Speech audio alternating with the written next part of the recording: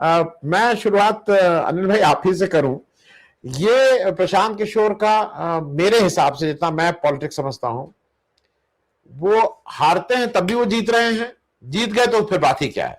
और वो जो कह रहे हैं ना कि एक सीट अगर मुझे आपने जिता दिया तो 242 एक तरफ, मैं एक तरफ, ये जो थोड़ा हाइपर बोले है, लेकिन कम से कम वो जो बातें कह रहे हैं। और एक बात और मैं दूसरी कह दूं, हम जितना भी मतलब मैं क्रिटिक रहा हूं, मैं उनका आलोचक हूं, लेकिन ये भी मैं मानता हूं कि बिहार में वो 3-4 साल से खाक तो छान रहे हैं। अब उनके पास पैसा कहां से आता है, कौन है, बी टीम है, सी टीम है, वो सब अपनी जगह, लेकिन इससे डिनाई नहीं किया जा सकता है कि वो जब बिहार में जब उन्होंने कहा तो वो बिहार के होके रह गए हैं। अनिल भाई इसी से शुरुआत करते हैं।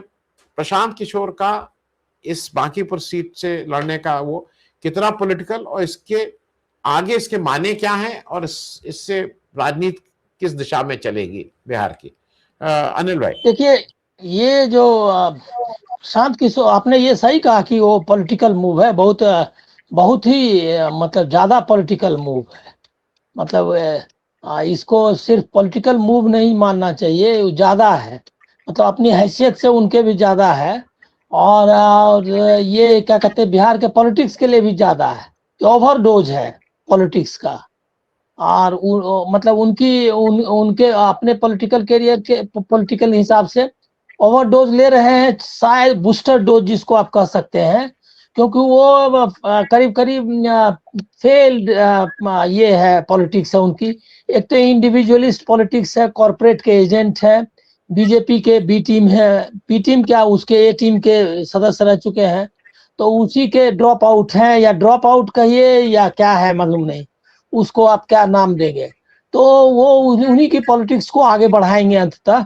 ये मैं इस बारे में मतलब मेरा फर्म जिसको आप कहते हैं ओपिनियन है कि वो जो डिसरप्शन करना है उनको, वो इंडिया गठबंधन की पॉलिटिक्स को डिसरप्ट करना है अल्टीमेटली। क्योंकि वो अगर जो अभी क्या हुआ है, और इसमें कोई आप इनको आप छूट नहीं दे सकते तेजस्वी को या इंडिया गठबंधन को, इसीलिए कि सम्राट चौधरी जैसा कमजोर चीफ मिनिस्टर के आने के बाद अब बहुत फ्रेजाइल किस्म का जो है, जो इंटरनल कोलिशन है, सोशल कोलिशन, और जो political coalition within the NDA और बीजेपी, उसका वो इतना कमजोर किस्म का है बना हुआ सम्राट चौधरी के नेतृत्व में, कि उसको आराम से चैलेंज कर सकता था इंडिया गठबंधन। और तेजस्वी जो है लीड ले सकते थे। मतलब तेजस्वी के लिए यही वक्त था कि वो प्लेस कर सकते थे अपना जो जो पिछले मतलब इस चुनाव के पहले वाले चुनाव में जिस तरह से उन्होंने अपने को एक अल्टरनेटिव लीडर के रूप में एस्टेब्लिश कर लिया था नीतीश कुमार के रहते हुए, वो जो है उसके लिए बेस्ट अपॉर्चुनिटी थी। लेकिन वो ये जो जील है, या जिसको कहे कि उत्साह है, या जो फोर्स है, उनमें नहीं दिखाई देता है। वो एकदम अभी मतलब एक तरह से चुपचाप बैठे हुए हैं। वही उन बंगला छीन गया और ये सब पर ही उनका लंबा लंबा ट्वीट आता है। अरे कौन बंगला छीन गया? आप जिसको रिप्रेजेंट कर रहे हैं वो तो क्या कहते हैं, उसके तो घर छीने गए हैं, छीने जा रहे हैं। और उसके पास ने तो उसका उनका कंसर्न बहुत ही नैरो कंसर्न दिखता है, पॉलिटिकल कंसर्न। अभी के हिसाब से जो फाइट चाहिए थी, अभी बिहार में बहुत बुरी हालत है हर चीज की का है। अभी बारिश भी नहीं हुई, उसके बाद अकाल की भी सिचुएशन आने वाली है। और नरेगा खत्म हो गया है, मनरेगा जिसको आप कहते हैं। उसके बाद मतलब बहुत ही बुरी हालत में है बिहार। उसको वो जो है आगे कर सकते थे, लेकिन इलेक्टोरल पॉलिटिक्स के अलावा कोई पॉलिटिक्स नहीं करनी है, ये कसम खा के रखी है इन लोगों ने। तो ऐसे में अगर प्रशांत किशोर उस वैक्यूम में जो कोशिश की है पहले उसने, अगर वो अपना पैर डालते हैं तो निश्चित तौर पर एक बहुत ही मतलब बड़ा पॉलिटिकल मूव है। लेकिन क्या ये मौका उनको देना चाहिए था? और ये इससे मैं जरा भी सहमत नहीं हूं कि इंडिया गठबंधन को उनका समर्थन करना चाहिए। इंडिया गठबंधन को क्यों उनका समर्थन करना चाहिए?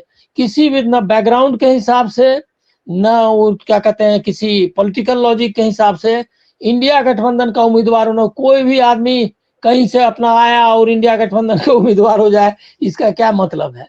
इसका कोई अर्थ नहीं। 4 साल से जो खाक नहीं छान रहे हैं, वहां पर वो सोना छान रहे हैं। सबसे ज्यादा वो वहां के पॉलिटिक्स में पैसा खर्च करके उन्होंने वो जो ऑलरेडी जो बीजेपी की पैसे की पॉलिटिक्स है, उसी के पॉलिटिक्स को आगे बढ़ाया है। क्योंकि मैं व्यक्तिगत तौर पर जानता हूं बहुत सारे ड्रॉप आउट्स, आपको पता ही होगा कि जो जेपी मूवमेंट और उसके बाद के ड्रॉप आउट्स बहुत हैं बिहार और यूपी में, जो जिनको कहीं जगह नहीं मिलती है, कभी बीजेपी में भी चले जाने के लिए तैयार रहते हैं। और वो सब बड़े अच्छे मतलब कार्यकर्ता रहे हैं। वो सबको पैसा देके गाड़ी दे करके उसने लाया गाड़ी, और उसको कोशिश की कि एक बना ले, लेकिन उससे कुछ ज्यादा असर नहीं हुआ। और जो मिला भी है उसका वो समझिए कि इंडिया गठबंधन की कमजोरी के कारण समझिए कि वो थोड़ा बहुत ले लिया है। हाँ, ये जो सोशल बेस है, सोशल बेस में अपेरेंटली ऐसा ऊपर से लगता है कि वो जो है सो बीजेपी का ही नुकसान करेंगे, क्योंकि अपर कास्ट का ही उनके पास अभी तक कोई ऐसा सोशल कोएलिशन नहीं बना पाए, लेकिन जिससे कि इंडिया गठबंधन के सोशल बेस को चैलेंज कर सके। लेकिन इतना जरूर है कि ये जो यूथ है, स्टूडेंट्स हैं, उसके बीच में लगातार वो एक्टिव हैं और उसमें बनाया है उन्होंने। तो एक तरह का कंफ्यूजन जो है पॉलिटिक्स को उन्होंने मतलब उसमें जगह बना ली है, एक कंफ्यूजन क्रिएट करने में कि वो भी एक अल्टरनेटिव हो सकते हैं। ये कंफ्यूजन खुद उनको भी है और लोगों में भी ये कंफ्यूजन क्रिएट कर सकते हैं एक हद तक कि वो एक अल्टरनेटिव है। ये जो इंडिया गठबंधन के समर्थन की बात आपने कही, ये बात कांग्रेस का है। जगन्नाथ मिश्र कांग्रेस में है आजकल, वो जगन्नाथ मिश्रा के पोता है मेरे ख्याल में, ऋषि मिश्रा। उनका एक स्टेटमेंट भी आया है कि वो जो है समर्थन करना चाहिए प्रशांत किशोर का, आरजेडी को, और कांग्रेस समर्थन करेगी, इस टाइप का उन्होंने कुछ कहा है।